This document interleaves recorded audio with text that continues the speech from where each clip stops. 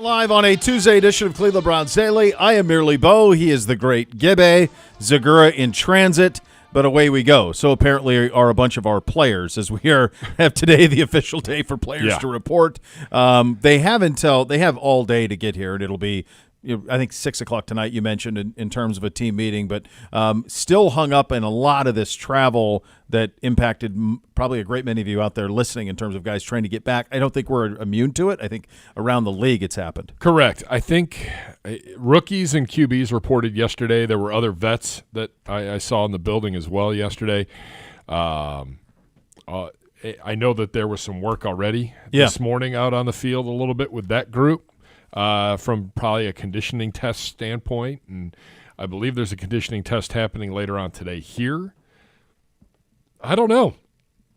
It's weird. You mentioned it. It doesn't feel like there's a lot of people here in this building right now. I came in today and was anticipating there being a lot full of player cars, and it's not. Now they have time, they have much of the day to get here, and as you mentioned those meetings later on this evening, but it is kind of quiet. But it's different too, because we're going to get here, we're going to have an official practice tomorrow, and then we're going to fly to West Virginia. So our circumstances are different than, for example, Cincinnati, where Joe Burrow showed up today looking like Slim Shady. So that was part of it. Do you guys have that picture?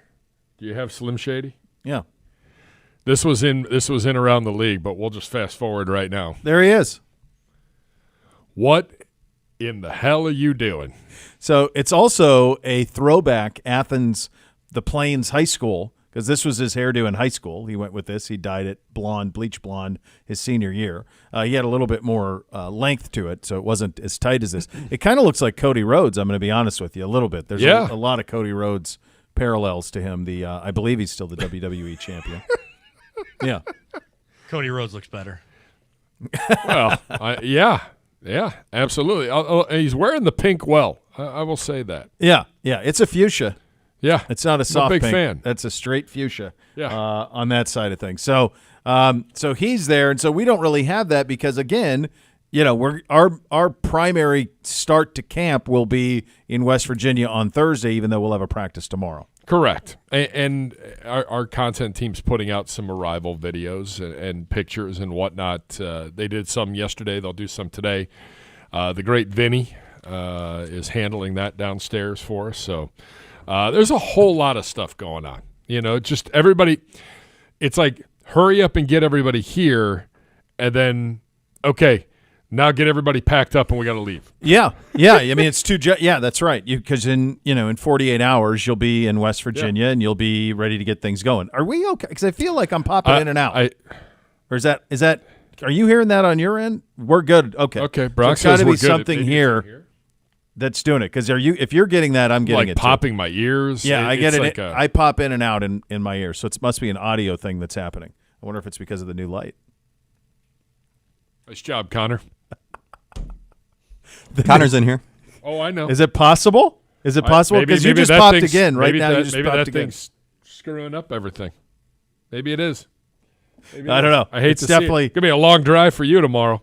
You two are off. The two of you. Is there three of you or just the two of you? The two of us in tequila. Oh, the three. Oh There's my three of God. us. There's three of us. Southwest Ohio is not prepared for that. No, I'm gonna need some speed trap updates as we commence on the drive. What is your standard operating speed on a, let's say on I prefer around on the a 10, 70? Where are you at? Probably 77, 78. That's right. That seems fair. I think that's fine. It's under 10. And are you guys going 77 straight down?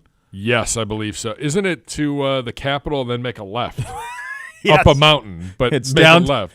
It's 77 to the Capitol and make a left. That's the way I remember it as well. Yeah, I think that's our game plan. So I don't know.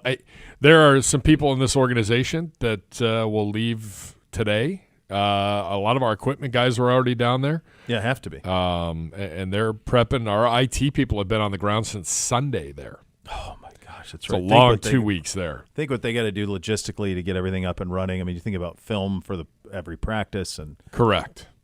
Yeah, It's a lot of cable to run. There's a lot of things that are already happening on the ground down there. But it's always fascinating because you have an idea when certain people leave, and you have an idea of what people are in your group when you're going down there. Yeah. And someone flies past you at at speed limits that are called into question. That's right. There That's is right. no limit. There it is looks none. like based on how fast they are in the process of getting down to the Greenbrier. Southbound and down. And the reason that all of this sacrifice, all of this, quite honestly, expense is taking place is because universally a year ago, it was when we would bring a guy in here and ask them what was part of the reason this team had the success, they would talk about the brotherhood that was forged at the Greenbrier, that there was a real kinship, a real sense of team that was developed down there. Several of the guys that we had talked to through last year talked about the notion of, hey, like there's nothing else to do but hang out with your teammates. Like your family's not there. Like that's not how it is. So like you're just around each other for those 10 days. And the hope is that is duplicated this year, that you get to run that back and there's and that is duplicated. I think that I wonder, is this something that will become tradition, that you do this for the Stefanski tenure, that you go every year down to I know you're thrilled about it, but I just wonder, like, as long as it works, I guess you keep doing it. If you keep winning, you're going to keep doing That's it. I think that's exactly how this goes. You win, you get to go to the Greenbrier. Yeah, I don't. The funny thing is, I don't know that it's a very fine, lovely place. I don't know that anybody who is going down there, player, coach, anybody, views it as like some big reward. I'm sure they'd all rather sleep in their own beds. It's almost like a means to an end. We're going down there to isolate you so that you all get together and you can have that team building. But I bet if you went up to any one of them, they would say, I'd rather sleep in my own bed. This is a question I'm going to have to ask Coach. Yeah. If they were up here, Yeah. would they all still be confined to a hotel? Or would they get to sleep in their beds? Well, Does that happen still? I don't think that still happens, don't they? Post-COVID? I don't know. Yeah, I guess I don't know. I assume that, like, if you live here, you stay at your house. I assume that you don't, I don't know. think. Maybe they do. Maybe they do all still do that around the league. Every organization's different, too, in terms of, Yeah. But I would think if you have I'm just thinking back to old Hard Knocks. If your training camp was at your facility, it seemed like the players stayed with their families. And if you went on the road, like Dallas goes to Oxnard, and in the old days, Cincinnati would go down to Kentucky, like if you did that, then you're in the dorms and you're doing all of that. But if it's at your facility, it seems like in recent years they stay at their houses. Well, and that, I think that I feel like that's a product of post-COVID. Could be. Because pre-COVID, like vets and everybody had to stay in it. Everybody was at the hotel down the street. Okay. Off Yeah. of Bagley. Well, and they built some new ones over there, in probably thinking that Everybody there'd had be their more. own room. Yeah. I think Rooks had to bunk together or whatever, but Yeah. everybody else had their own room. So that wasn't a big deal. Okay. But it I don't know if that still happens. Even the vets had to at least through the second preseason game. After that, camp was essentially over, and it was on to the season, even with one game left. Yeah, see, that even changes a little bit, too, because where do we, in the old days, the second preseason game and then camp's over. Like, I wonder where that calendar is now. If NFL teams act as if camp is over at the first preseason game? It's a great question. Because the calendar's all changed. And by the way, more changes, I'm sure we have it in here, perhaps coming. Yes. But yeah, so like that, all of those things factor in. So just from a timeline standpoint, quarterbacks, rookies yesterday, veterans will have to report by today. We acknowledge that. I mean, you and I acknowledge it. The organization hasn't, but that there are some issues with guys coming back in, and understandably so, based on what happened on Friday across the air travel world. So you have that going on, but they have till today. Then they're going to have a light practice tomorrow. Thursday morning, fly to the Greenbrier. You're there Thursday through the weekend, all the way until next Friday. Correct. We will actually practice Friday the 2nd at like 9 in the morning and then come back early afternoon. Yeah, Friday the 2nd at 9. Okay, and then come back, and then you'll be here for the weekend, and then traditional camp, or at least traditional as we know it, will be back. Correct. Yeah. And that'll start first traditional practice Sunday, the day after SummerSlam. I equate. Oh my gosh, there that's will right. there will be people in this building that will look much like I did last year after Joe Thomas's Hall of Fame party and having to work training camp practice. which is awful. The realities of all of this happening now, we're now here. Yeah. We're in here. it. Yeah, you're in it. You've got practice. You've got SummerSlam. You're going to have preseason games, and away you go. Football season is here in every way. This team will go into camp, and they will go into these first practices with so many things known. It'll be about getting really this offensive installation completely full, everybody on the same page. I'm curious about Amari. I think that's something we'll have to watch for. I think that's everybody's watching for that. And you won't know until probably Thursday. No. Because there's no availability till Thursday. Yeah. So I wouldn't be surprised if it got out if he wasn't here. Correct. I would think it would get out whether tonight or tomorrow morning, something like that. It would get a leak that if he were here or not. But that's kind of the thing you're watching. And one thing that it seems to be happening around the league, this is happening in Green Bay at the moment, that you rather than sit out, you go so you don't get fined, but then you don't participate. Correct. Is kind of the idea. So that's what Love's doing in Green Bay. You mentioned yesterday the Bengals. Burrow did that last year. Like, let's just wait until it's T's are crossed and I's are dotted before we go play. So I have no idea where the organization is with Amari in terms of the contract. If there's a contract, if those talks are happening, or if they're progressing. It's been pretty quiet. Well, don't forget too. We had mandatory minicamp, and then it was gone. 6 weeks.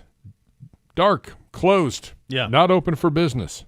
So everybody's been back in the building for 72 hours.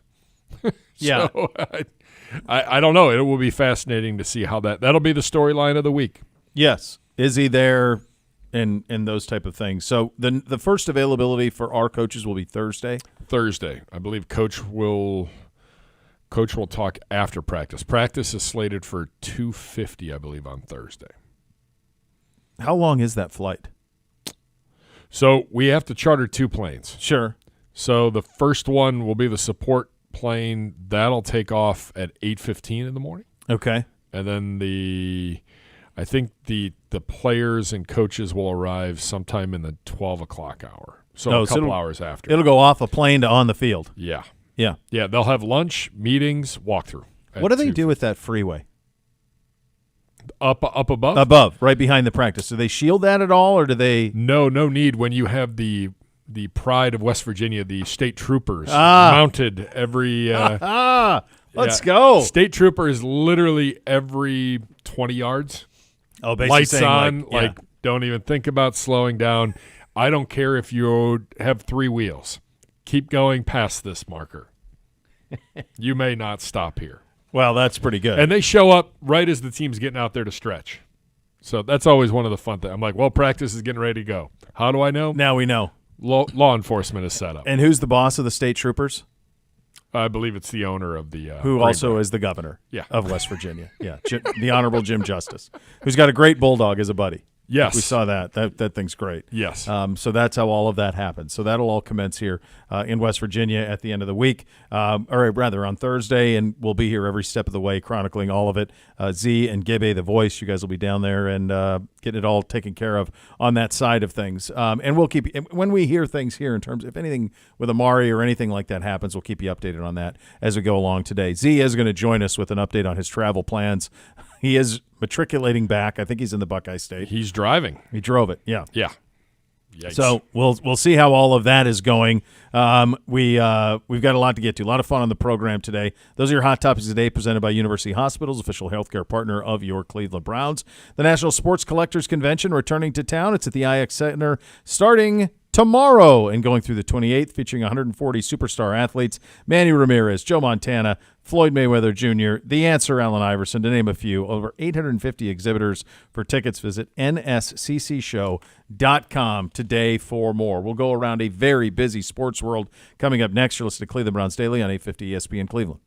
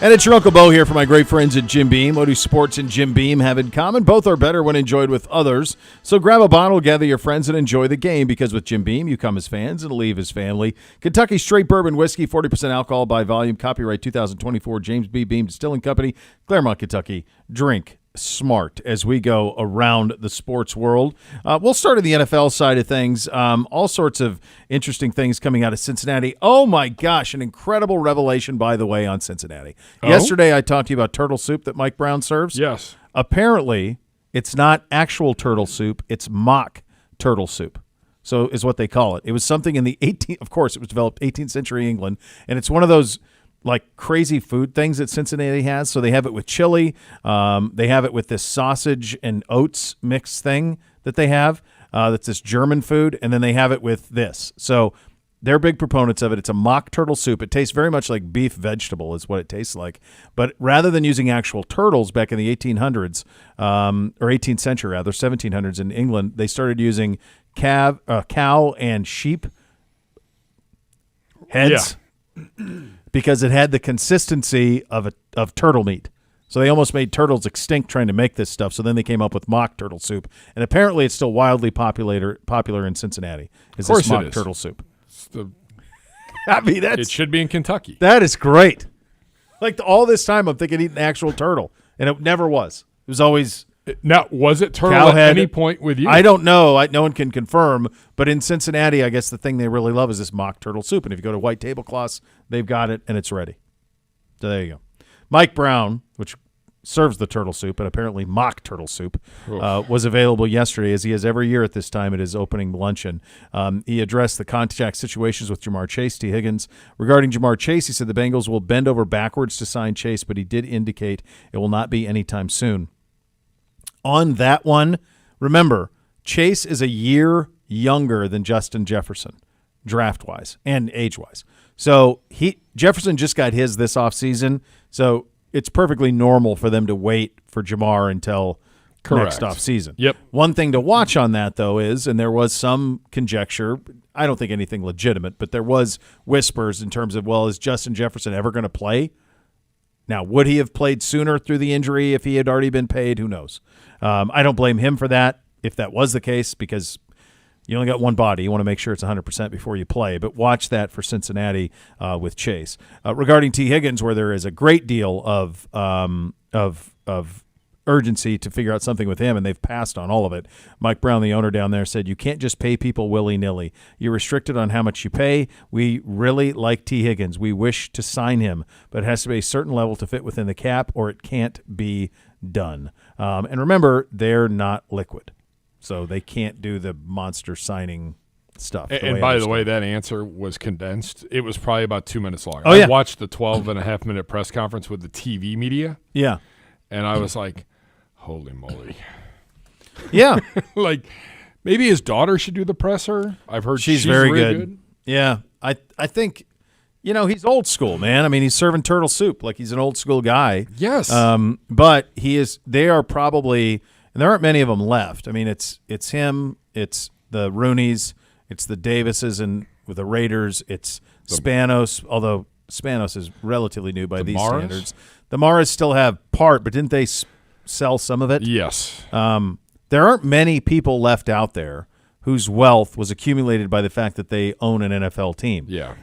The Brown family is one of those families. They are billionaires worth billions because they own the Cincinnati Bengals. But Paul Brown was a coach, right? So, that's kind of the way that it goes. So they don't have that type of wealth. And I do think that they are one of those organizations, along with some of the others I mentioned, who eventually could be poster childs for if the NFL decides, hey, let's take some private equity bumps for some of these teams to get them some liquid. They're a good candidate for that, certainly. But, yeah, there's no way that they can't do all this the way that they're operating. T. Higgins isn't coming back, not to Cincinnati. No. You're going to enjoy this year, and hopefully it works. Honestly, Gibby, hopefully it doesn't work. Let's put it that way. Yeah, and honestly, if it goes off the rails down there and they don't get off to a great start, I could see them move him at the deadline. Sure. For something. Yeah. So that's something to pay attention to down there. A couple other things around the league. The Jets edge rusher Hassan Reddick holding out of Jets camp this offseason for a new contract. The Jets traded a conditional third-round pick to the Eagles to acquire Reddick. This guy is simply just not going to show up. He boycotted all of the offseason, all of minicamp. Does he just not want to play for the Jets, or he's just like, without a contract, I'm not playing? But didn't he get a new contract? I can't remember. I thought he did. That's what I don't. Yeah, I don't remember if he did or not. He's been very good everywhere he's been. Yeah, I'm just looking. I don't see anything. For 2024, Reddick is set to make a base salary of $14.25 million and has a $21.8 million cap charge.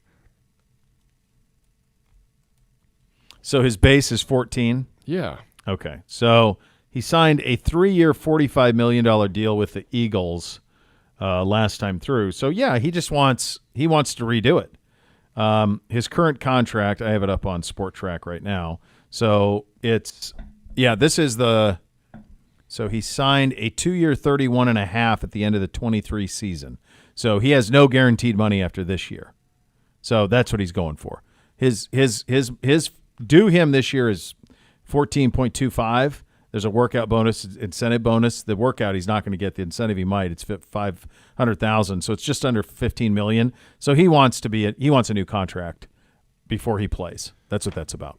And that's what you're going to have to deal with when you trade for one of these guys whose contract's about to run out. Yeah. Or there's a year left on it. Well, you've got to sign him. It's Jerry Jeudy. It's Jerry Jeudy. It's T. Higgins. It's Yeah. yeah. If you're acquiring, you better have the deal ready to go. Yeah, absolutely.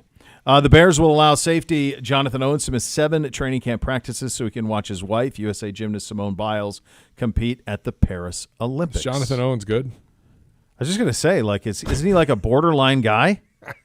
He was with the Texans when they first got together. Yeah, I don't know. I don't know if he's either. good or not. He's a backup. About half his snaps played last year came on special teams.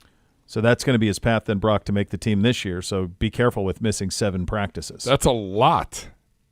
I mean, that's a week. That's at least a week of camp. Isn't it amazing that it feels like a blink when she stopped competing at the last Olympics? Yeah. Remember she fell and she just stopped? Yep. And now I guess she's back all the way. I don't know. But, like, that's going to be anxious. She's 27. Yeah. I don't. It's usually quite where's old the for mental? gymnastics. Yeah. Where's the mental mindset at right now? She was the face of the last Olympics for the on the American side. A couple other things around the league. The Buccaneers announced they're going to wear the creamsicle uniforms on October 27th versus the Falcons. Those are very clean. Yes. Fun picture of Bake. He looks funny. That's funny with him with the beard and the 79 throwback. He looks Correct. good. Yeah. The Texans have announced that they've sold out all season tickets for the upcoming season. Good grief.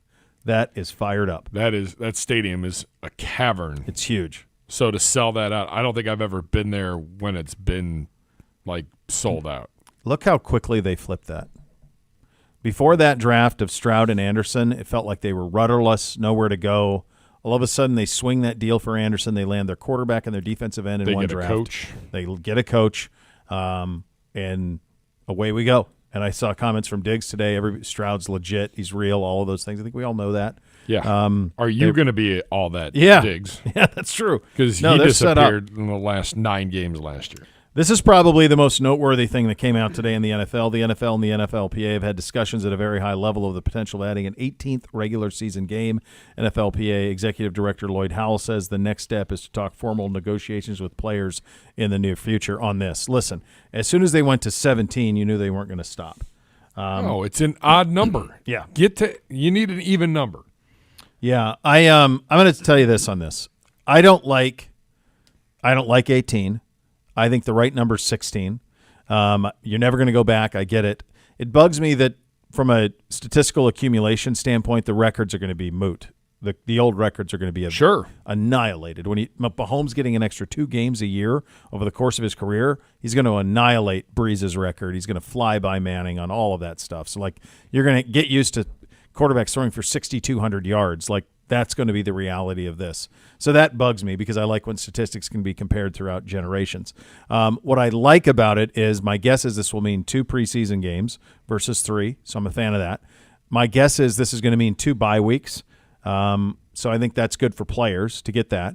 My guess is that this is going to mean a roster expansion from 53 to something in the 60s to be able to withstand an 18-game schedule. The biggest benefit to all of you out there listening, though, is that if this happens, it means the Super Bowl will be on President's Day, the Sunday before. So you'll all be off. Yeah. I'm in. That's what that's. I'm gonna all be, in for that. That's where the fan is going to feel it the most. Is that Super Bowl Sunday is going to be followed by President's Day. God. I mean, at that point, you might as well just go from the Super Bowl to the Combine. Because it's probably 8 days after. It's a week later. Yeah. Yeah. Ugh. Yeah, I don't know what they'll do with the rest of the calendar. Like, will they move you could move the College Scouting Combine back. It doesn't have to be then. You could do it the first week of March. Correct. Or the second week of March and just move free agency back. Just move everything back. Yeah. Because the draft isn't until late April, early May now. You could easily move the Combine back. It doesn't need to be where it is. Well, in like the NFL schedule, like the NFL calendar year, I mean, is April 1. yeah. Is our January 1. Right. So why not make that the start of free agency? Yeah, good point. Yeah, there's room. Yeah. There's room to move it. So, again, I like it at 16, but I do think that there are going to be some positives to this for fans. I preseason, 2 preseason, and 1 week of joint practices for every team. That's sure, it. that's all you need. That's it. Yeah. Make it simple. Yep, I agree with you on that. From the entertainment world, Netflix, boy, they got a couple of them. They got that Connor Stallions thing that they're going to drop, which Correct. I think is going to be utter nonsense. And then they unveiled a documentary on the killing of former Titans quarterback Steve McNair. It is part of the Untold series. It's called The Murder of Air McNair. It debuts August 20th. Man, that's a heavy topic to go into. Yeah. And also, at the time that happened, we weren't fully engaged in social media and kind of everything that follows with that. So that was just such a shocking thing. Yes. In the reality of it. So I think One it's of the probably going to league's be more popular players. Yeah, I don't know if I'm going to be if that's like one I'm going to want to see, because it's like I kind of felt this way about the Aaron Hernandez doc that they ran on Netflix. Like, I knew a lot of the stuff at Florida from I covered him when he was. I mean, I knew those teams and covered him down there. I don't know like that. I needed to know. Like, I don't know if it's anything I crave more information about. Yeah. And I might be that way on this. I think that's fair. Yeah, we'll see.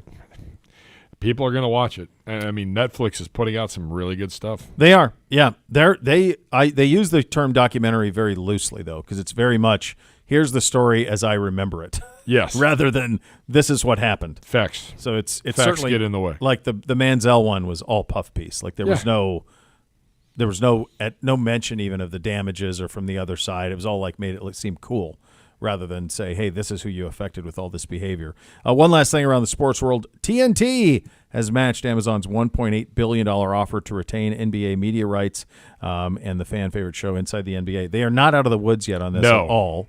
And it feels like the NBA wants no part of TNT and Warner. Yeah, well, I thought the 5 days had expired long ago. Well, they finally accepted it all over the weekend, so that's why Warner had a chance to match. But looking at it, looks like there's ways for the NBA to get around it anyway.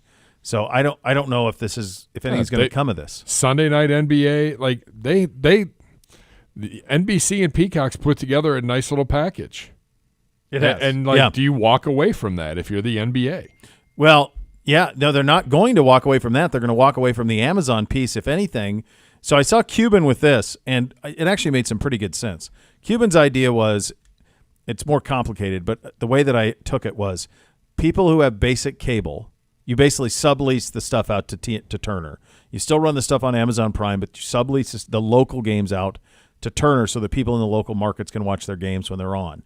But that doesn't solve Inside the NBA. That doesn't solve any of that. But correct. Maybe Maybe there's some way there for it to remain on Turner, but it doesn't feel like the league wants it at all. No. Truly doesn't. Yeah, I don't. So now it does have to go back to the owners to vote. Like, good how question. does it? What happens now that they've matched? Everything I've read about it is that everything I read about it's the NBA owners want really no part of Turner to be involved. That's crazy. So For as long as they've been around. Oh, I know it. Yeah, I think it's the guy who's running Warner who's upsetting some people. So I saw this morning as well. Speaking of ratings and rights and all of those things, Sunday night they did Dodgers Red Sox on ESPN. Okay. 1.6 million. Okay, so think of national broadcast, 2 big-time teams, big, huge fan bases. I'd say 2 of the top 5, 6 franchises fan base-wise in the league. Sure. 1.6. WNBA All-Star Game on Saturday, 3.44. Baseball has a problem. Yeah, and the WNBA is on a heater. Both are true. Baseball's got a big problem in that people here care about the Guardians, but they are not watching the rest of the league. You're watching your team play. Yep. So there is no nationalization of baseball anymore. It's over. You care about your team. Meantime, 3.4 for an exhibition. It's a pretty good game. I watched it. I was I one of did the too. 3.4. I'm in a hotel Yeah. room in Indy watching this thing on Saturday. Yeah. Oh, it was good. It was entertaining. But yeah, baseball's got a big problem on their hands, to say the least. All right, is Z going to join? Yep, he just sent me a text. He's All right, ready to so go. Z is going to join us. We'll get an update on his mental health following a pretty wild last 36 hours. You're listening to Cleveland Browns Daily on 850 ESPN Cleveland.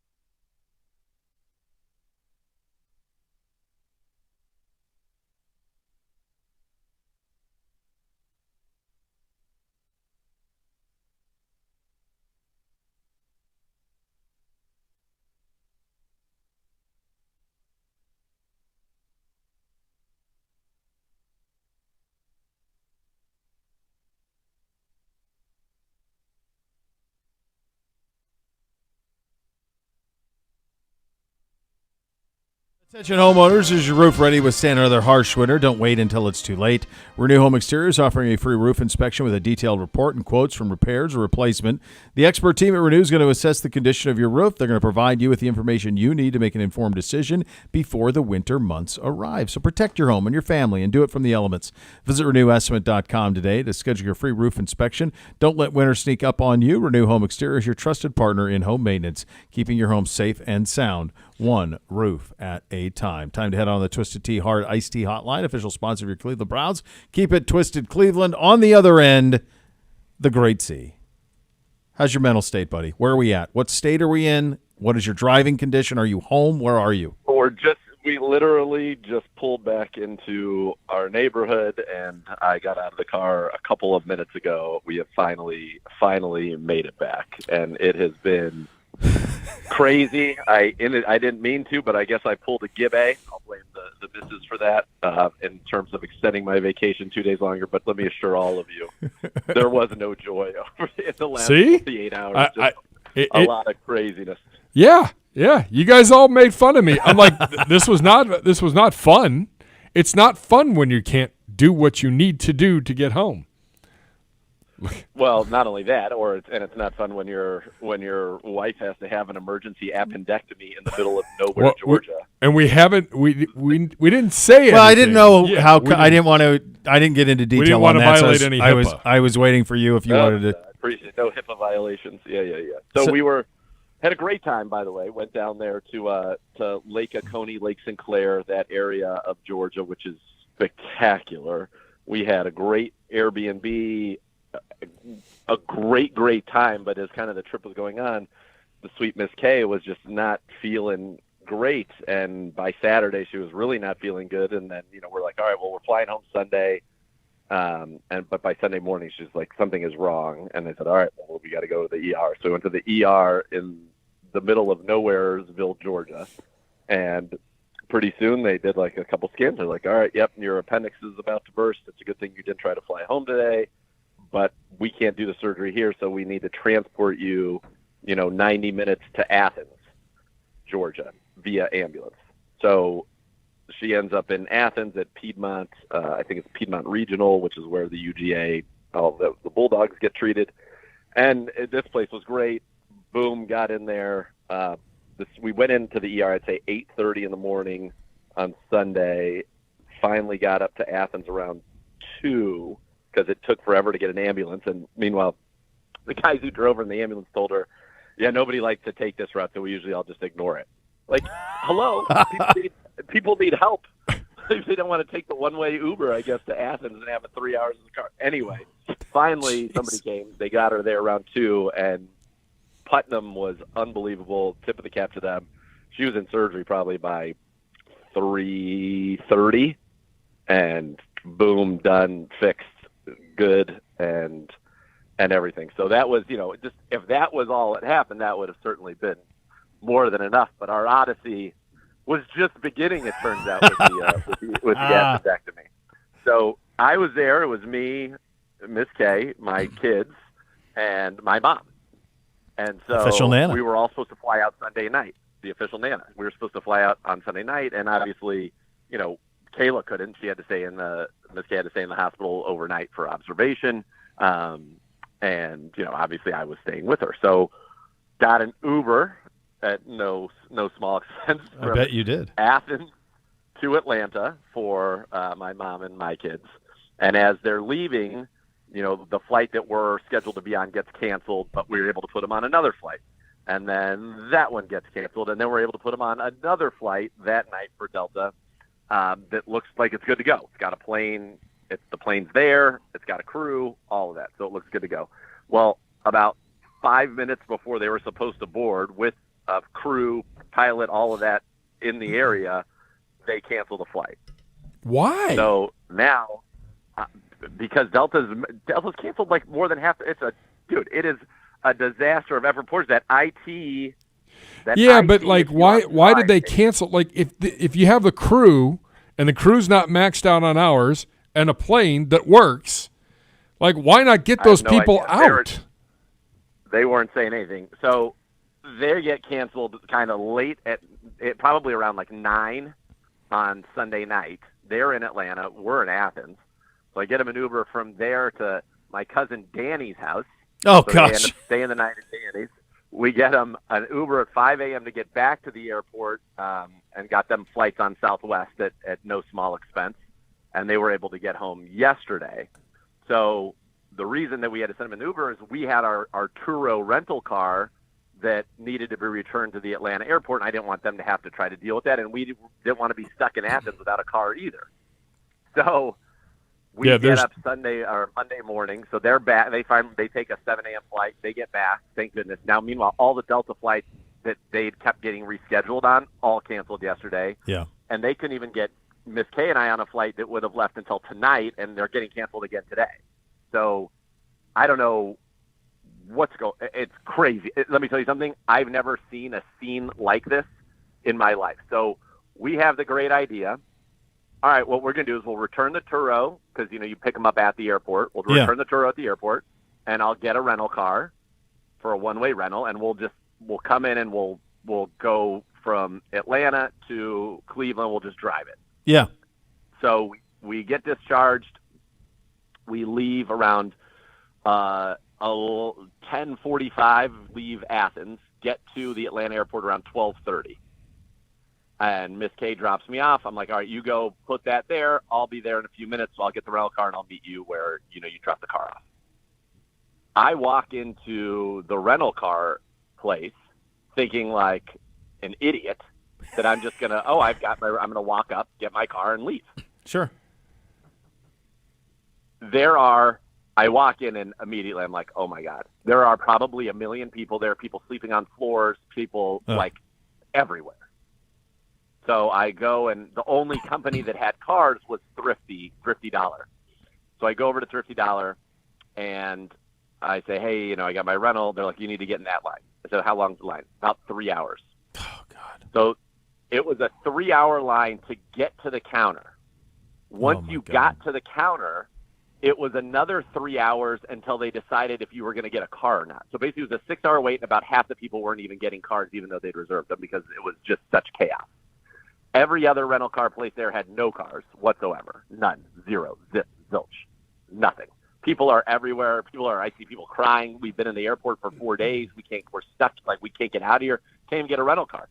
So then they decide that they were going to the places that did have cars, which was Thrifty Dollar and I think Sixt, but Sixt had nowhere to drop it off in Ohio. They were implementing like an Uber, when it's peak time. Yeah. They were implementing a $400 one-way drop-off fee. That doesn't God. exist. It's just outrageous. Okay, so they're just popping everybody. So now, you wanted to drive, like my car would have been $800 and something bucks just to have the right to drive 13 hours or 12 hours, whatever, from Atlanta to Cleveland. With no flights, meanwhile, none of it. So people are like, it felt like uneasy. Everybody was doing the best they could trying to stay calm, but it looked like, honestly, it was chaos, complete and utter chaos. The people there were saying, we've never seen the airport like this. The rental cars is the worst that's ever been here. Like, it's awful. People were just out in the streets around the airport, in the airport. As soon as you got near the airport, people were everywhere with luggage. There's billions of bags unclaimed right now because, like, for example, my mom's bag got checked. Then her flights got canceled. Then she flies on a different airline. They finally sent her bag. They got it up to here. But, it's just been a nightmare, and I guess Delta has been the hardest hit, and thus Atlanta has been the most affected. So you have people that are still there, I think, probably today. I know people who had to take Greyhound to get home to various parts of the country from Atlanta. So I thought we were totally screwed. I thought I was still going to be there. I didn't know how I was going to get back. And right. I called the agent for the Stars, Andy Sims, who is, he is like the rental car king. He's got some special deals because he does it so much, traveling around the country to meet with, his various clients and whatnot. And Hail Mary, I called him. I was like, listen, this is what's going on. He goes, all right, let me see what I can do. So he's like, I think I was able to get you a car with Enterprise, who had told me they had no cars, by the way. Oh, gosh. No matter what. He's like, I think I can get you a car. And about an hour and 15 minutes later, it came through. I went up there, and he was in some 2.0 system, which I guess is a good place to be because then we were able to get a car at around 2:30. And then just hopped in the car, felt very lucky, and drove the heck out of there. And we got through some crazy rainstorms through, you go up through Chattanooga. Yeah. Then you head over to Lexington, Knoxville, or did you? Then to Lexington. Yeah. Yeah. And, and you just did the drive to Lexington. Yeah. And we kind of made it through like Cincinnati, got north of Cincinnati, so we didn't have to drive through the city in the morning. And I was like, all right. Because it was, you're driving from Athens to Atlanta. You're driving, then we're just That's a there. full It was day. nuts. So ended up sleeping outside of Cincy, and then finally got up this morning, got home. But it appears that it's not going to be resolved for Delta for like weeks. Well, So I feel very guess who I fly on crazy. tomorrow at 6 a.m. into Boston? Oh God. Good luck. Honestly, like right now it's showing on time, but Well, all my flights were on time Sure. until they were canceled. Yeah, what I'm going to do, Canceled. I'm telling the blonde, like, the car is, because you can drive to Boston, it's 10 hours. Like, Sure. if I see one thing cancel, if I get it canceled tomorrow morning, I'm gone. Yeah. just I'm go, not screwing because, around. I'm not going to. For example, I've been put on, we obviously ultimately now once we got in the car, we ended up canceling everything, but I'd been put on over the course of Sunday and Monday, probably like 7 different flights, all Yeah. canceled. So it was just, it's crazy. It's 4 days after the fact, and we get it still together. can't get it together. Yeah. Well, I've obviously had ample time to dig into this a little bit. Boy, have you. Their their crew tracking system was almost completely reliant on whatever this company that put the bad code out there that shut the windows down on both of them. And so it's kind of crippled their ability to track these things and have the plan work seamlessly. To me, the thing that was the scariest is you could see how easy it is to just cripple us or any place in the modern world right now. If you can cripple the technology, you can cripple, like nothing can work without it. So it was wild. I think because of Sims, I'm like the luckiest person because I think everybody else that was in Atlanta was stuck there. Yeah, as you were crazy. telling the story, like I was honestly going through the various things that I would attempt, and I'm thinking like, okay, because I'm always thinking like that. I've been in I've had to do what you did. They're like, all right, you got to drive, figure it out. Okay, fine. Get the last rental car and drive from Newark home at 6 o'clock at night from spring break. So I've done all of this, and I'm thinking to myself like, all right, what am I willing to pay on Uber? Yep. To drive me home? So that's probably several $1,000s to do that. Then I'm thinking I'm just thinking like, what would be the choices? So you'd have to Uber.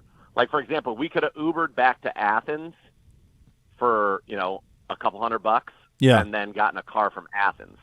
You had to Uber away over from an hour Atlanta. away where there is some type of yes. Okay. Right. Okay. But then the Ubers were charging because they're no Of course. dummies. They're charging. It was basically like the biggest profit time ever for everybody associated with transportation in Atlanta at the expense of nobody. And they gave no hotel vouchers, Nothing. no food. They don't care. Because they were. I think that I don't even know that they could even keep up with the volume. Like to get through to when I finally was able to talk to somebody, I was on hold for 3 hours and 30 minutes Oh my God. just to speak to somebody at Delta. This is 5 hours ago. Delta has now canceled 5,300 flights and counting since Friday. That's more flights than Delta canceled in all of 2018 and all of 2019 combined. Yeah. Yeah, it's crazy, and I got back and I'm like, and I got to get, we're going to the Greenbrier. You're Yeah. leaving tomorrow. Right. I know. I got to get back here and get my stuff together for this, and just absolute craziness. Not to mention, one day I'm out there tubing on the lake having the time of my life. Next day, my wife is having emergency surgery, and they're like, the great thing you didn't try to go. And by the way, if she didn't have it, we would have been in Atlanta. None of us, who knows what would have happened if we That's a were good point. Like, it's crazy. Yeah, because you were flying out of Atlanta regardless. So I mean, you would have been. Yeah. Who knows? Oh my gosh. Right. Yeah. I know. So it ended up working out. I'm glad that we're all back now. But it's crazy. And I think what's so interesting is kind of I was looking around and feeling myself the same way because, again, if it were not for Sims, I'd be in Atlanta still, and I don't know what would be going on. Or I'd have moved, whatever it is, and been extorted. But, like, we're used to being able to, okay, fine, there's no flight. Like, well, this is the crappy option. But, yeah, you can always drive somewhere. Yeah, right. right. And then all of a sudden there was, like, no option. So there are people that were literally stuck there because they kept getting put on flights and, okay, well, you're on this flight now. Well, you're on this flight now. Well, you're on this flight now. And all of them get canceled, so they're staying at the airport as opposed to going to hotels. It's just, it was wild, the feeling of complete helplessness. Like, Yes. We might be stuck in Atlanta. Yeah. Hey, It was wild, man. I'm glad the lady is good. Yeah, most importantly. Glad you made it back. Amazing recovery. I mean, it was Sunday afternoon. And here we are Tuesday afternoon, and she just was in a car for 14 hours. A lot's happened Right. since It was Sunday afternoon, incredible. buddy. That's a pretty busy 48 hours you just had. You, It's an all-timer. hey, don't worry. All timer. Like, what do I said to her, I was like, were we even on vacation? 'Cause, What like, just this doesn't happened? Feel like the end of a vacation. Like, what just happened? I know, and I was thinking, I was like, if you think about what my weekend was the prior weekend to 1 week later, which was supposed to involve an awesome vacation in between, Yeah. it's pretty crazy. I go from living out a dream and wrestling Jeff Jarrett to being in the hospital, Stop. appendectomies, can't get anywhere. Like, Good what Lord. is going on? Hey, buddy, it's all good. You know why? We're going to Why? Seattle early. Oh, God. What did he just What hit does on that you? mean? Why do that to him Merry now? Christmas! Oh, What no. does that mean? Oh, no. When do Oh. you think we would go to Seattle? Oh, no. Oh, God. For a The game's preseason on game? Saturday, Yep. Late Saturday, late. late Saturday, so I would think we would go in on Friday at earliest Thursday. I would think that too. Oh, no. Up until this morning at about 10 a.m. Oh, God. And that is not the case. Oh, God. Not even Thursday? Oh, don't do it. Probably Thursday. Okay. Maybe earlier, Are we but I staying- think Thursday. Are we staying overnight after the game, or are we? Oh, no, Right we're on. flying all Yeah, night. you're going home, baby. We're going to get home in time for lunch Oh, all on right. Sunday. What a scene. Jimmy, thank you. You're welcome. What a wonderful treat You're from welcome. Gibby to drop that upside You down. got to when do you drop? What a wonderful time. And At his most vulnerable. Thank you. Kick, you want to kick Exactly. Asa while you're here? No, and I need your You wanna luggage. Throw my dog in the lake. I need your luggage by tomorrow yeah. morning at 9. Oh, I know that. That was one of the reasons I was like, I've got shit bags. I got to get my luggage in there by 9, and that means we got to get everything unpacked, washed. Oh my goodness. At one Gracious point, me. we were saying when this was all happening to you, like you might be maybe you just go to the Greenbrier, like just drive to the Greenbrier. If you could get into a car, just go there. I thought of that. The crazy thing is, had we I don't know what that was. That didn't sound right. It was as I was taking a sip. I thought it was the water hitting the. So did I. It was not. That is not the case. Are we on the air? I don't know. Disconnect. He must have disconnected. I can try to get him back. Oh no. don't We're worry up about against it. We'll gotta get get a it. break. We'll get back with him. But it's great to hear from him. And this is the world we live in now, Gibby. You've been through it. I've been through it. They don't care. They don't. No, they. There's no. no They're past Karen. There's no accountability. And remember though, folks, if this is you that is in one of these circumstances, just remember that the people that are working that counter, they didn't do this and they Correct. didn't choose this. It's not their More problem. importantly. They're doing the best they can under the circumstances, which are absolutely insane by the people who compensate them. Second hour of the program coming up next, we will hit the wide receiver list. Where does PFF and the executives of this list differ? Plus some news on some receivers who are going to be at camp or not. We'll get you the details on that. You're listening to Cleveland Browns Daily on 850 ESPN Cleveland.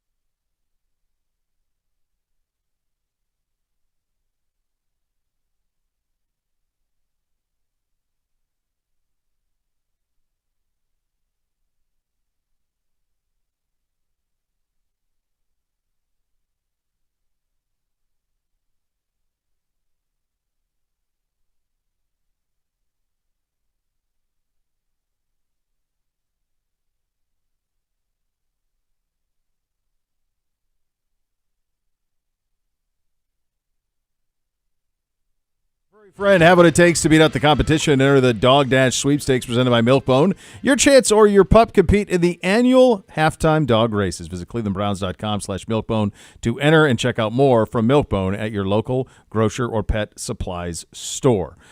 We do have some news. It looks as though Brandon Ayuk will report or has reported in San Francisco.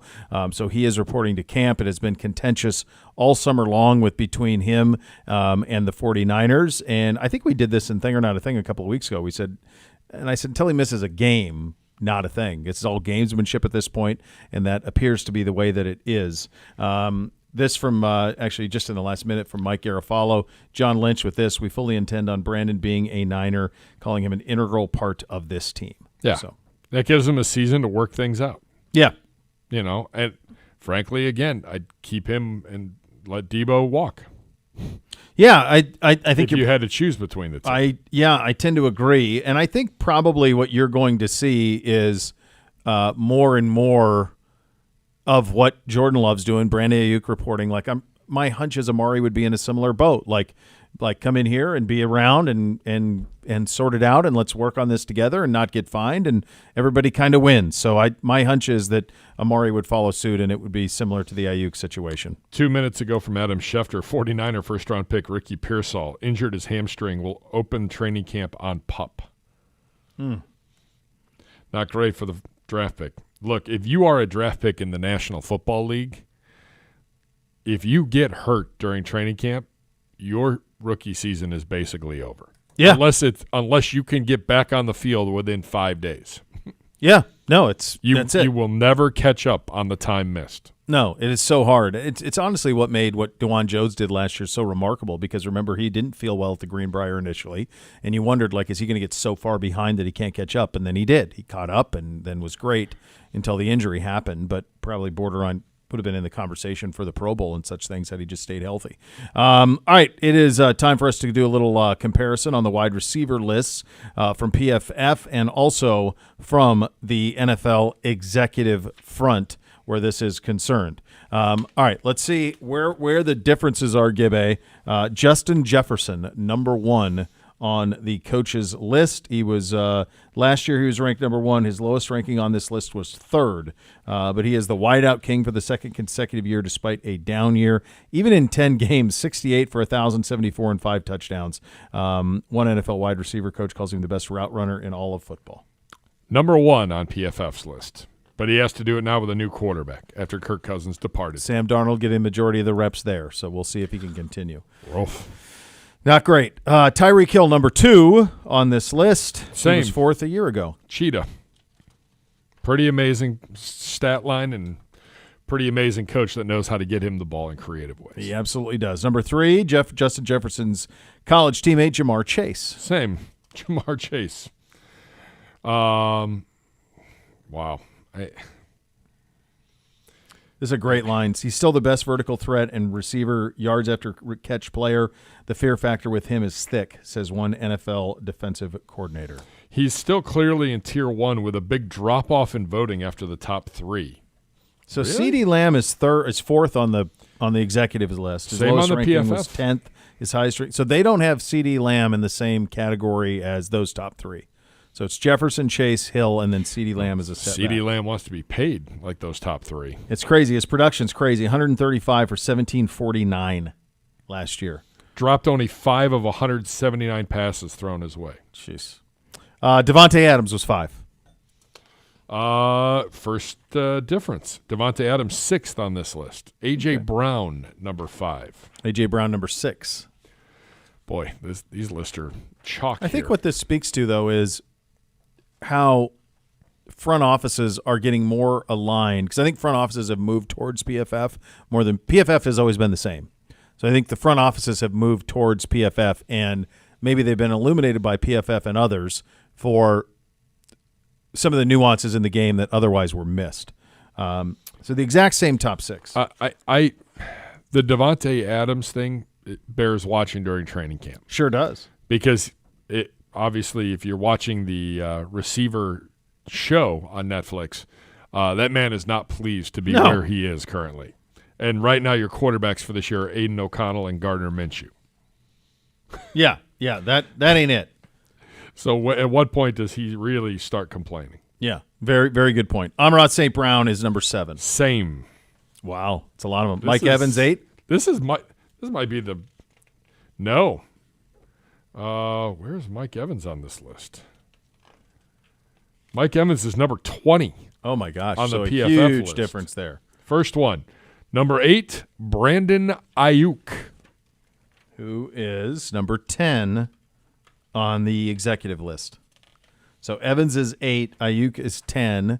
Number 9 for this list is Stephon Diggs.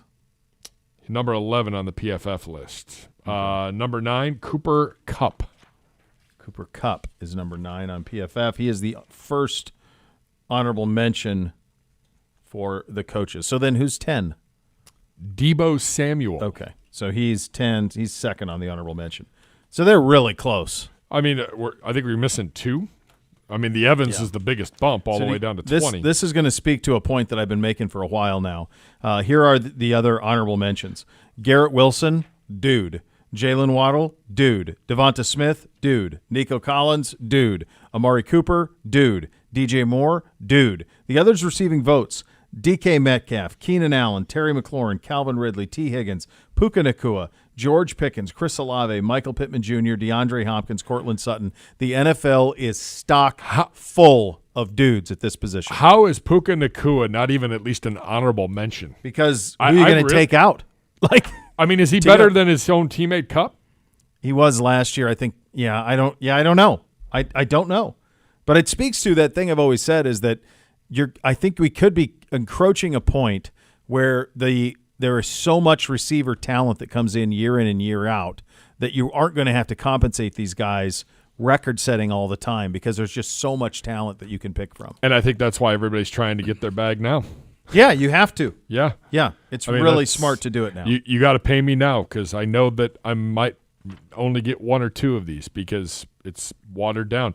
Top rookie in PFF's list, number 21 for Marvin Harrison Jr. You have to go all the way to He's- 21. I haven't looked at any odds for like NFL Rookie of the Year, but you have got to like his chances. Like, Kyler's going to throw to him a lot. If Kyler wants to maintain an NFL career, yes. He's going to throw with him a lot. There's not a ton of weapons there. He'll trust him. He'll throw to him. That's kind of the way I think. If he can stay healthy, which he's been healthy at Ohio State, I think he's got a chance to have a monster season. All right, the National Sports Card Collectors Convention is in town. We'll get you a preview of that coming up next. You'll listen to Cleveland Browns Daily on 850 ESPN Cleveland.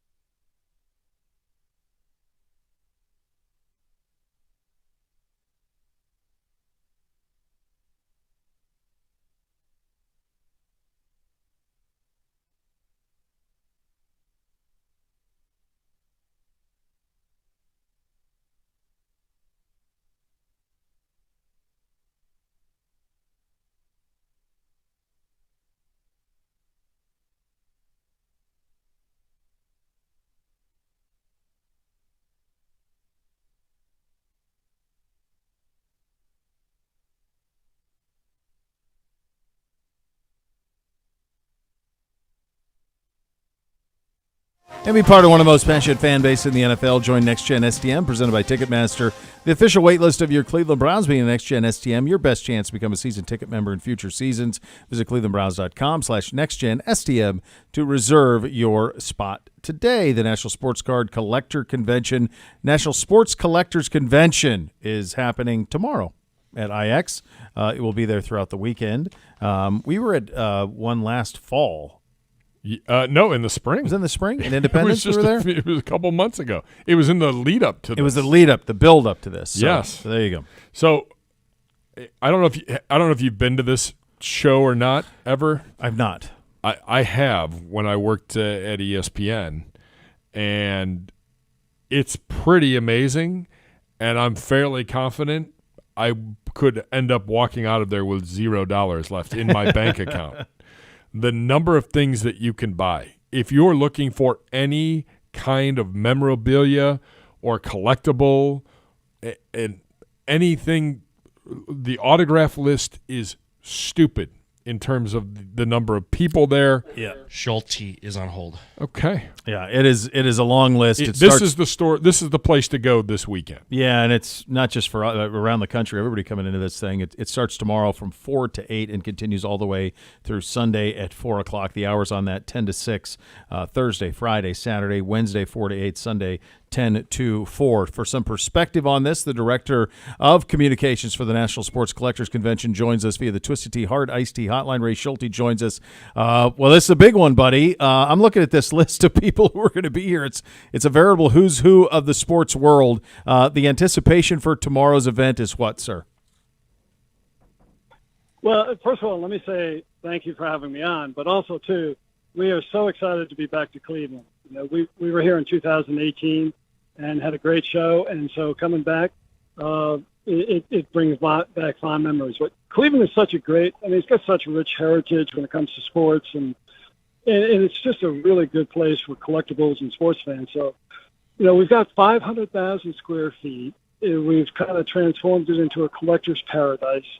You know, over 800-something exhibitors from all over the country. We've got even exhibitors from international this year for the first time. It's just, I'm walking the floor now, and I'm amazed because just the enormity of it. And I love the IX because it's like a box set up where you can see the whole floor. And, you know, the exhibitors are getting set up. But tomorrow at 4 o'clock, we open to the public. 12 kids 12 and under get in free. And, we're looking for, you know, just an unbelievable response from Cleveland, from Ohio, and from people coming in from all parts of the country. Ray, it looks to me that you have basically taken Canton, Ohio, and the Pro Football Hall of Fame, and you've basically dropped it at the IX. The amount I'm looking at this list, buddy. The amount of Hall of Famers, I lost track. I can't even keep track of how many. Everybody who's anybody, it feels like in the NFL is going to be here this weekend. You know, and I represented players, still do, and as an agent, we look at the national and say, hey, man, that's the place you want to be. One, because you get passionate people, collectors, and two, you get numbers. So all the athletes enjoy coming here. You know, it's one of those things where they're asked and pretty much say, yeah, put it on the schedule. But it's one of those things too where we try to kind of be diverse in terms of the type of players, the sports, and all that. And we even have focus on featuring the women's soccer team from 1999, Mia Hamm, and about 6 or 7 other of the team members. So we try to appeal to everyone. In our business, it's kind of grown to where it used to be the father and the son. Now it's the father, the mother, the daughter, the son, the grandpa, the grandma. So it's really expanded to the point where we've got something for everyone now. And I think a lot has to do is obviously with the traditional sports, but also pop culture has really taken off. And so there's another aspect of from a collector's perspective that appeals to everybody. And I think that's one of the things that kind of helps us in terms of communicating. But we're real excited. We can't wait for tomorrow's opening. Ray Schulte joins us, Director of Communications for the National Sports Collectors Convention, in town this weekend, starting tomorrow at the IX Center. I have been to the show. It is awesome. It has everything that you would want, from a collectible to cards to autographs.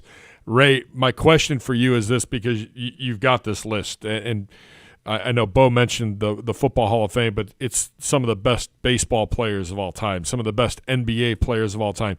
Is there one person that you have met along your time doing this that you just got goosebumps meeting? Well, that's a loaded question. I tell you what, I can give you my most memorable experience, and that is I was walking down the aisle one day, and it was packed, and there was a Mickey Mantle jersey that an older man was looking at, and he had a younger son. And basically, he turned to his son and said, that was the guy that I idolized when I was a kid. And the son was tugging on his sleeve, and he said, "No, Dad, it's Judge. Judge is the GOAT." And with that, the father and the father turned around, looked at the son, and I realized that these guys connected. And, they may have disagreed on who the GOAT was, but that's what it's all about. I mean, it's those relationships, that it's the community, it's family ties, and that's what collecting does for you. And whether you're collecting trading cards or vintage memorabilia, and I think one of the things about this show that's kind of different from any other show is that all these corporates bring like their A game. And I'll give you an example: Heritage Auctions, one of the largest sports auctions in the world. They've got a display that's probably worth over $100 million. Now, normally they would never take that anywhere else, but they know that there will be the people here that are going to appreciate it, and they'll be able to showcase it. They've got, I'm sure both of you know, the Babe Ruth jersey when he was pointing to the outfield. They have that on display, which is cool. Amazing when you think about it. And so things like that, Mickey Mantle jerseys, Dorothy's ruby slippers, the actual ones that she wore, all these things are basically, like in this room, and to go. And I think the key thing is to kind of, there's a interactive map on the Ludex app, and so you can see the different exhibitors throughout the floor, throughout the show. But it's amazing the type of product and the quality of the product that you see, and kind of just you'll never see that anywhere else, especially in one setting. So yeah, it's a museum then that we say to people: you buy, sell, and trade. But you don't even have to do that to have a good time, to enjoy yourself. All you need to do is just come down and just walk the floors, and I guarantee you, by the end of the day, you're going to say, "Hey, that was a cool experience." Folks, it's pretty wild when you look at what's going to be out there, just in terms of the guys who are showing up. Just on some of the afternoons on Friday, for example, you're talking about Dr. J, as in the Dr. J, Pete Rose, Jerry Rice in the afternoon as well. I mean, that's crazy. The next day, I'm looking Bo Jackson, Roy Jones Jr., Ricky Henderson, Floyd Mayweather, Michael Vick, like all in that same afternoon on Saturday. It's just crazy. One thing I wanted to ask you, though, Ray, and I assume, am I right to assume that Will Howard at 4 o'clock on Friday is Ohio State quarterback Will Howard, or is another Will Howard historically that I'm missing? No, I would say that would be Ohio State quarterback. Okay, so that is a big one, because what that is that's NIL. Yeah. So now he can do that. Now college kids can do that, and they can sign, and they can. Arch Manning did a big deal with Panini, and so this is the reality of college sports now, where you can have active players signing and going to these type of things. So that's a big change from a few years ago.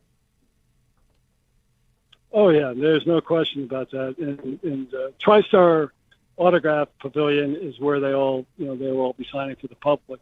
But they do a lot of photo ops, and they do things in the back room, consignment and all that. So it is a big deal, and we always try to bring in people and athletes and players from around the state. So like you said, Ohio or Cleveland. Because it's important, because we know that those are the people that will draw, and the attendees out there, they may not get another chance or opportunity to see them in this type of setting. So it's a win-win.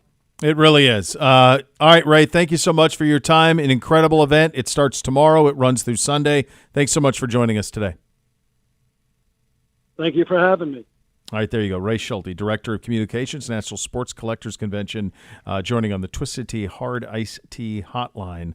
For tickets and complete schedule of events, visit nsccshow.com for more. I wasn't going to put him on the spot with this, but it's not lost on me that Pete Rose is on this list twice.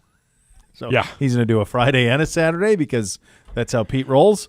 Which means all these guys are going to be in town this weekend. I was just The thinking that. Playmaker is here. Oh, my God. I know it. 2:15 on Friday, I know it. which means he's got to Never come in lost. on Thursday. It's got to We're not going to be here. I'm kind of sad He's about got to this. be a never lost. Where are all these people staying? That's a great question because there's only so There's many so rooms. many rooms, man. I mean, it's everybody. Barry Sanders, 10:30 in the morning on Saturday. It's I was kind of going through this, and there wasn't anybody that, as I was going through the list, there wasn't anybody who wasn't on this list that I thought should be. It's like anybody who could sign an autograph is here. Yeah. Mariano Rivera on set. I mean, it's just Jim told me Mariano Rivera within 15 minutes. Chevy Chase, Yeah. Sparky is there.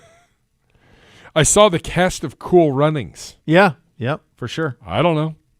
But people like it. I They mean, got 'em. people are into the, like you said, pop culture and movies. Again, it's a cool show if you just want to walk around. Yeah, like if it's you cool. don't, if you're not into autographs or pictures, fine. But it's a really cool show to walk around and see some of the memorabilia. Like I remember Topps was there a couple of years ago, and you can make your own Topps card. Yeah, That's pretty cool. that's very cool. Yeah. So Yeah, that's noteworthy, though. College players can now go to that. So that's a new one. Yeah, how about I that? saw that name down there. I'm like, it's got to be him. Got to be him doing that. Yeah, I don't know who else. No. All right, we'll play a little higher or lower coming up next. You'll listen to Cleveland Browns Daily on 850 ESPN Cleveland.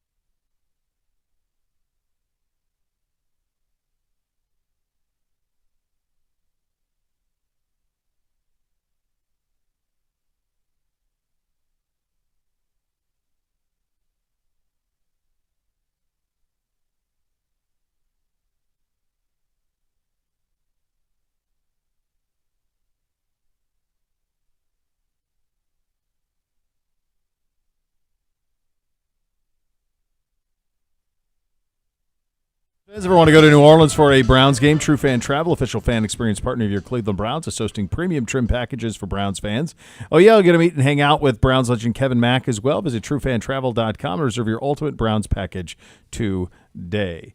All right, time for a little higher or lower. It's presented by Keep It Fun Ohio from the Ohio Lottery. Remind you to know the risks before you gamble. Hello, Gibbe. Hi.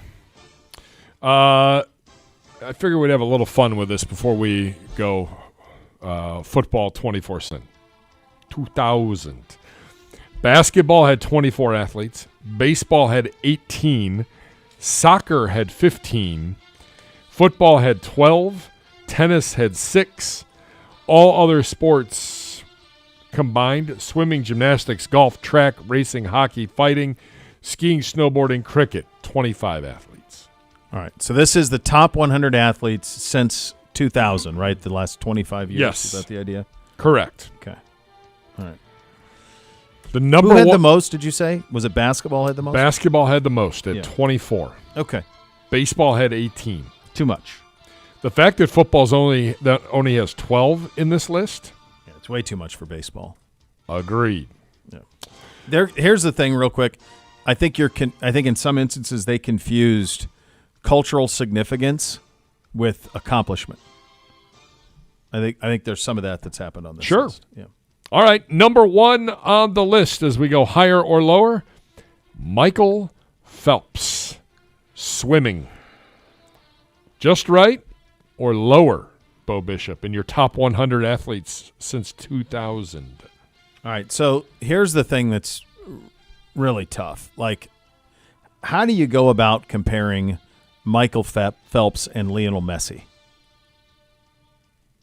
How do you do that? I mean, Michael Phelps is the best to ever do what he did. I would say that the guy who sits at number 9 on this list is equally the best at what he's done. I don't know if any of Usain Bolt's world records been broken. Any of them? I don't think so. I'm going to pull it up right now. By the way, I think the guy at number 8 might have something to say about this as well. His name's Tiger. Well, yeah. How many majors did Tiger win in this window? I'm looking Is that it, up. Is while it you- 10? Is it 12? I don't know how many he did. So just from Usain Bolt was 8-0 in the Olympics. He ran 8 events. He won gold in every single one. He tried 8 events and he won every one. And he had the world record in the 200 and the 100. And I think both still stand. So the world record in the 100 meters continues to be his 9.58. Yeah, he's still got that one. Does he still have the 200? I don't have an answer on that. Looks I'm like he looking still at has the Tiger Woods. 200 world record. Got both. So since 2000, Tigre has won 4 Masters, 3 PGA championships, 3 U.S. Opens, and 3 Open championships. Okay. So what are we doing here with this? So you got Phelps, you got Bolt, you got Woods. I wonder how many. See, Phelps did so many more events though. Like Bolt only did the sprints. But is that arguably the toughest? Well, I don't know. Like his medal record is its own page. He has 23 Olympic gold medals. Michael Phelps does. 3 seconds and 2/3.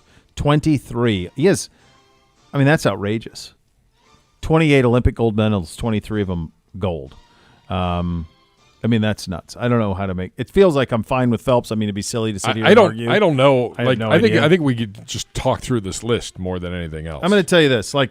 So to me, Serena Williams is too high on this list because here are the people I could say without question are the greatest to ever play, or in a short. I guess she would be in that. Well, a short conversation to ever be the greatest to ever do it.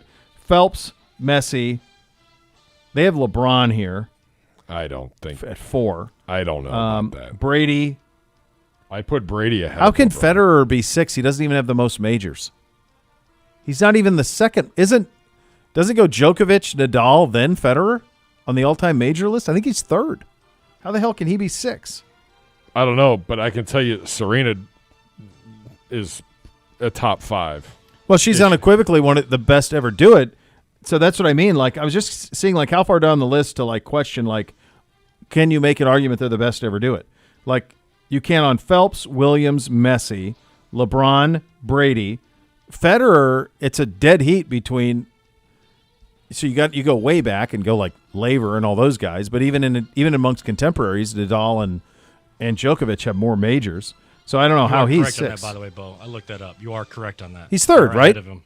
Yeah, there's two guys ahead of him. So How the he hell can can't be be in the sixth? top He can't 10. be top 10. He can't be in the top 10. Biles arguably is. Tiger arguably is. Bolt is. Period. There's nobody going to argue that there's a better sprinter in the history of the world than Usain Bolt. He's number one. No one would argue that there's a better swimmer in the history of the world than Michael Phelps. They're number one. So to me, those guys should be 1, 2. Serena Williams, by the way. Let's see. I'm doing the math And honestly, here. Let's go Ledecky probably should be in the top 10 too, because no one's better than her. 7 Australian Opens, 3 French Opens. She's won Wimbledon 7 times, and she has won the U.S. Open 5 times since that's- 2000. Yeah, that's 22 majors. So yeah, but you can't say unequivocally she's the greatest women's player of all time.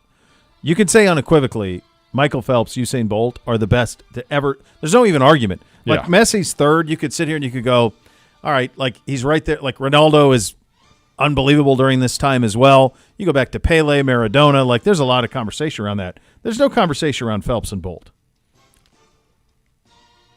Is Djokovic better than Federer? He's more accomplished. That's, So is Nadal. Nadal's more accomplished too. Both Djokovic's 11 and Nadal is 12 on this list. I mean, some of these are just absolutely crazy. I mean, okay, so we go through some of this. Some of this stuff's nuts. I mean, when you start to get down here a little bit. Peyton Manning's 26th. Peyton Manning's better than Patrick Mahomes, and Mahomes is currently Certainly ahead. more accomplished at this stage. Yes, right now. Yeah. They got Mahomes 18 on the list. I don't know how you can have Shaq 17 and Kobe 10. And I'm a Laker guy, but between them, they've got 2 MVPs. Kobe Bryant is 10 on this list. He won the MVP once. Yeah. I'm sorry. Like, that don't work. No. That ain't it. That can't be it. You can't only one time be considered the best player in your sport over the course of a season and be behind only LeBron James in the last 25 years. Like, Duncan should be ahead of him. Curry should be ahead of him. I'm grabbing my phone charger so I can keep looking up stuff. You're fine. They got Randy Moss 17 on this list. All right, so here's the football players. So you got Brady at 5. You've got Mahomes at 18. So Mahomes is the number 2 football player. So it goes Brady, Mahomes. Aaron Donald is 20 on this list. Then you get Manning at 26, Moss at 27. Aaron Donald shouldn't be 20. No. Barry Bonds is 38 in the 2000s. He did all of his damage in the 90s. What are you talking about in the 2000s? Barry Bonds is 38? That's nonsense. I would tell you this. The number 1 baseball player on this list should be in the top 20, probably top 15. And I know we're talking baseball's got too many guys in here, but I watched Albert Pujols play. Albert And Pujols. in his prime, Yeah. His prime was long, buddy. Dude, he had a 10-year stretch where it was 330, 47, 138. every year. Every year. No, he's Yeah. yeah. We had that conversation when Willie Mays died, and I said he might be greatest living ball player. Might Yeah. be Pujols. Might be it. So, what? This doesn't make any sense. So you've got I was just trying to find other NFL, like Jimmy Johnson. With all due respect, what are we talking about here? The NASCAR guy? And he was dominant in that sport, but geez, oh man. Derek Jeter? So they've got, all right, so the reason why Bonds is as high as he is, he did hit his 73 homers in 2001. He went 49, 73, 46, 45, 45. In the early 2000s? Yeah.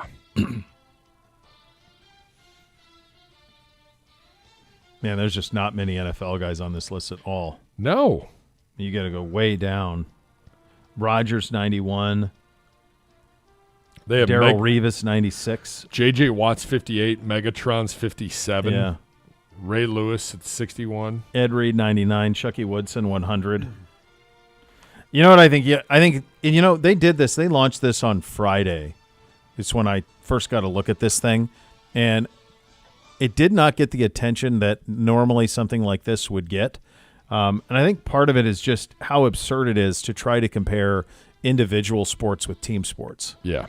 You know, there's no way to do it.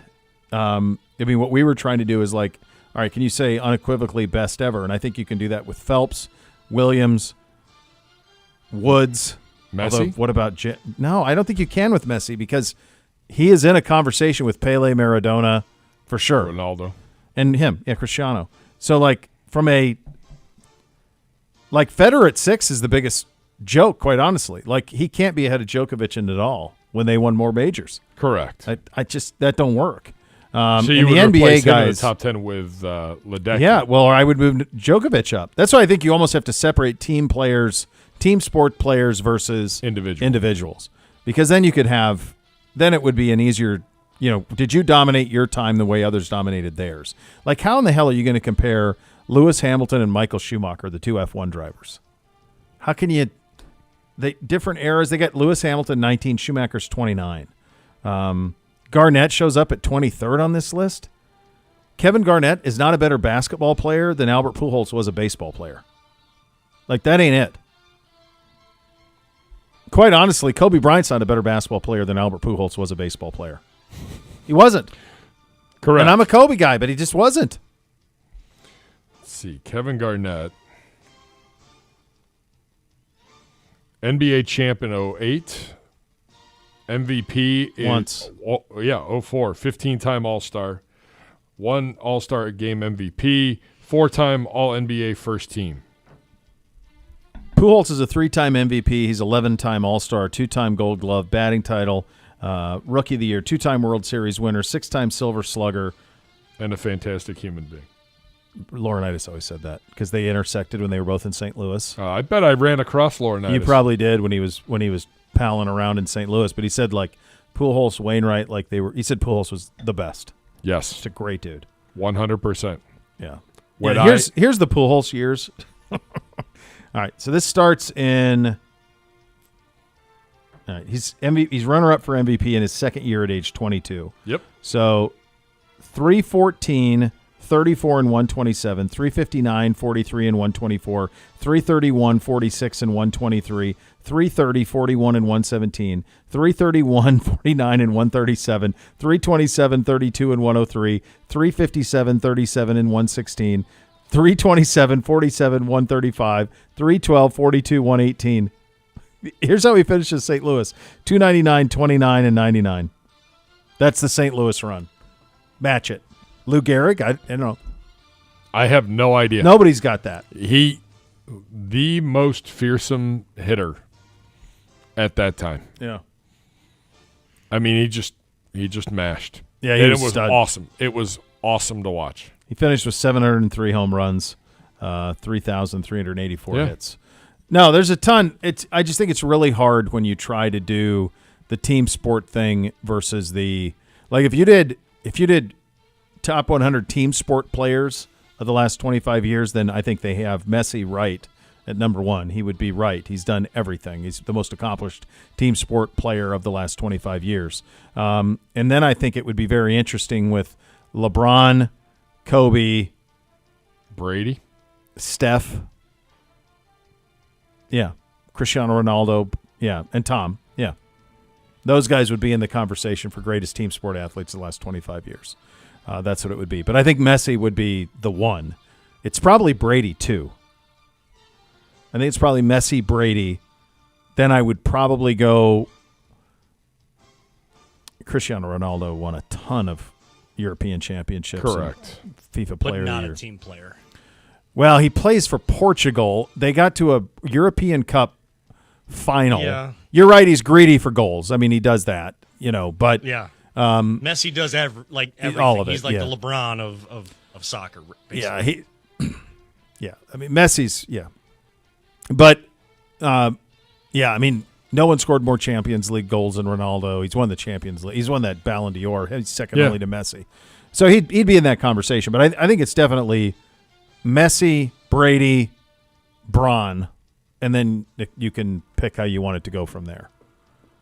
But it's hard. Individualist team sports, absolutely brutal. There's some people on here I've never even heard of, by the way. Like they got a cricket guy, 97. What the hell are you going? How are you going to compare that? Barrett Coley. Here's one that I think is always widely like David Ortiz, 45. Really? We sure, Big Poppy. What was the voting for this? I don't know. I Voted on it. I don't know. It's a collection of like these guys are more accomplished, but these are better athletes. There was tough. no, Yeah. It doesn't sound like there was like a set mean, criteria here. I think you just gotta Some narrow it popularity, down. I'm sure too. Yeah, sure. You got it, and that's Big Poppy, right? Because he's so popular. Jeter is so Yep, popular. yep. Like Jeter was an accumulator. At no point was anybody ever like, yeah, Derek Jeter's the best player in baseball, and I think he was in the top 50 on that list. Is he in the right around top 50? He never even won an MVP.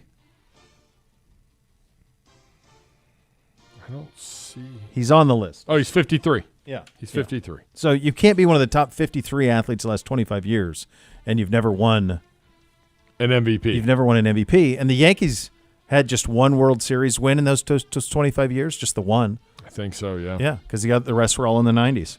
So much more to come. You listen to Cleveland Browns Daily on 850 ESPN Cleveland.